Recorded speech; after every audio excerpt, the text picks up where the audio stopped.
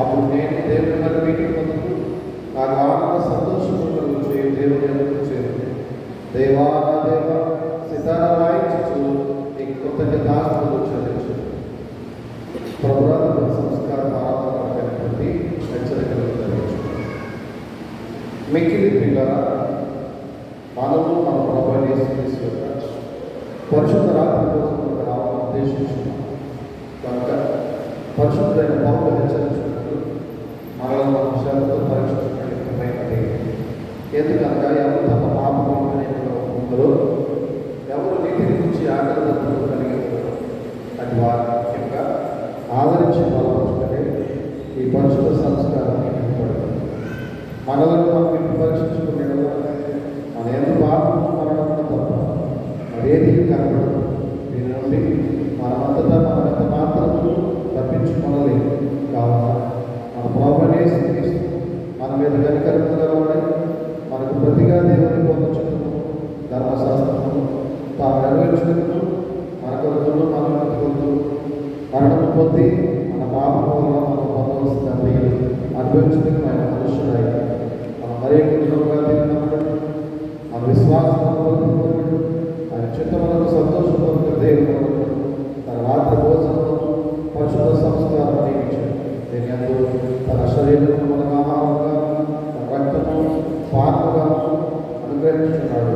కాబట్టి క్రీస్తు యొక్క మాటను దృఢంగా నమ్ముచు ఎవరు ఈ రొట్టెని ఈ పాత్రను తాగో వారు క్రీస్తునందును క్రీస్తు వారి అందరూ జీవించు వారి నుంచి దేవుడు వారే ఆయన మన ప్రార్థనలకు పంపబడి మన నీతిమంతులుగా తెచ్చుకుని గెలిచిన వాటి లేకపోవడం సత్యము బయలుపరచు ఆయన జ్ఞాపకాత్మకంగా దినాచరించు.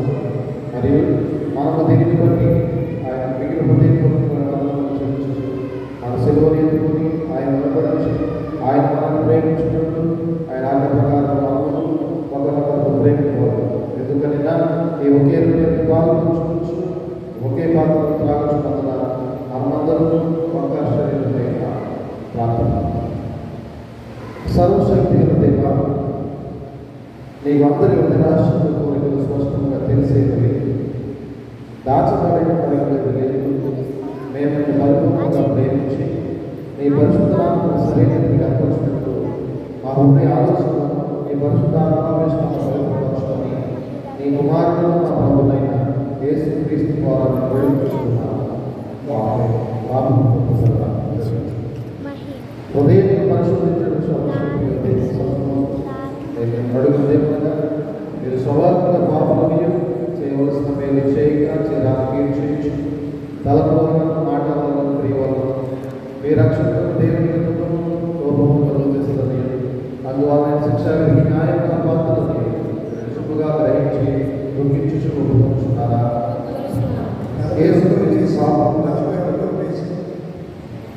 ఈ లోకంలోకి వచ్చిన మీరు ఆయన నామం విశ్వాసం వారికి అందరికీ పాప నివారణ కలుగుని నిశ్చయముగా నమ్ముచున్నారా? అలాగైతే మీరు సకల పాపమును విముక్తి పొందవాలని ఆసక్తితో కోరుచు క్రీస్తు నిమిత్తము మీ పాపమును క్షమించి సమస్త నీతి నుండి మిమ్మల్ని పవిత్రపరచుట పరలోకమందున మీ తండ్రి దయగల చూపుమని మీరు రూఢిగా నమ్ముచున్నారా?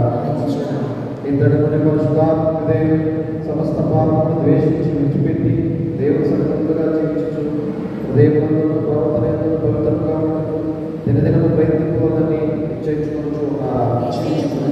వినయంగా దేవుని యొక్క పాపము ఒప్పుకొని ప్రభువుని స్తుతించుకుంటున్నాం.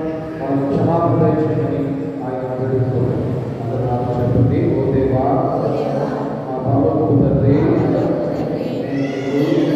విరోధంగా అనేక రకములైన ఘోర పాపము చేసి ఆ పాపము సంపూర్ణంగా గ్రహించలేదు. కానీ నీకంతయు స్పష్టముగా తెలిసి నా వాడికి ఘోర పాపము చేసి నీ ఎదుట మరియు నేను మనస్ఫూర్తిగా ఈ మితిలేని మమ్మను బట్టి కరుణించి కుమారుడు ప్రభువైన యేసు నిమిత్తమున నా పాపములను మన్నించి కృపతో నా బలహీనతను తొలగింపుమని వేడుకొనుచున్నాను. ఆమేన్. ప్రకటిస్తున్నాను.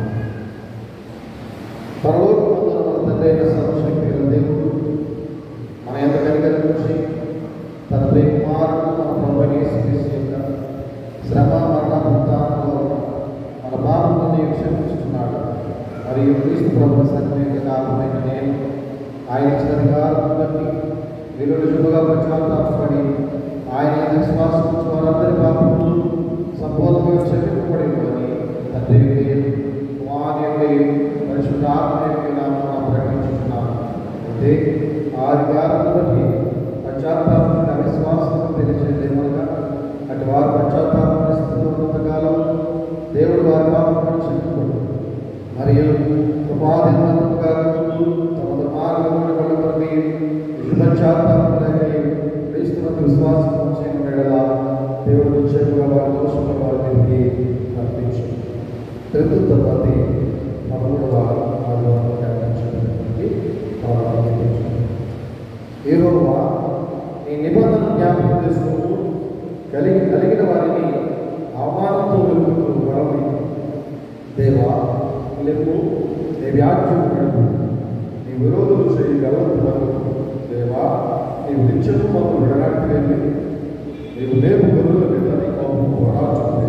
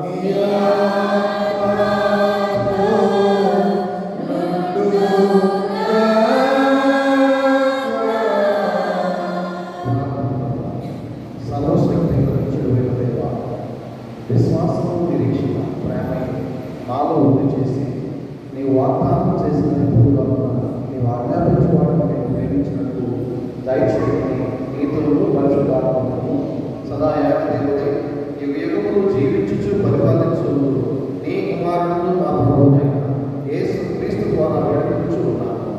ఆమేన్. దయచేసి కూర్చున్నాను.